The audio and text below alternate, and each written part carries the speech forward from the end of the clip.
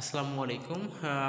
আমি এখন বর্তমানে ভাসানচরে অবস্থান করতেছি। নোয়াখালী জেলার হাতিয়া উপজেলার একটা অংশ, যেখানে নতুন করে চর জেগে উঠেছে এবং রোহিঙ্গা শরণার্থীদের বসবাসের জন্য একটা আবাসস্থান করা হয়েছে। সেই সাথে বাংলাদেশের অনেক কর্মকর্তা এবং কর্মচারীর জবের এবং চাকরির সুযোগ হয়েছে। সেই প্লেসটাতে আমরা আজকে তিনজন একটু দেখতে এসেছি এই জায়গাটা ভিজিটের জন্য।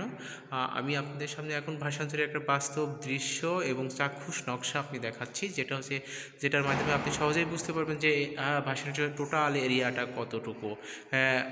যে চারপাশে যে সবুজ এবং সাদা বাউন্ডারি দেখতেছেন, এটা হচ্ছে গিয়ে টোটাল এরিয়াটাকে বেরিয়ার বোঝানো হয়েছে এবং তার চারপাশের এরিয়াতেও অনেক জায়গা জেগে উঠেছে, যেটার মাধ্যমে আরও এলাকা বিস্তৃত হয়েছে।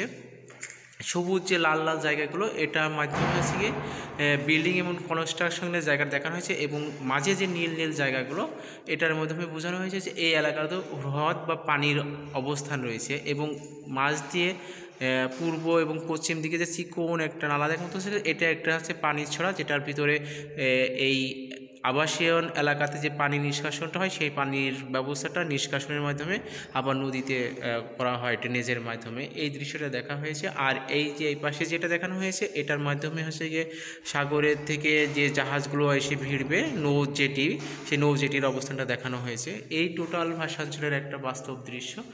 আশা করি আপনারা যদি কখনো ভ্রমণে আসেন, আরও সুন্দরভাবে উপভোগ করতে পারবেন এবং দেখতে পারবেন।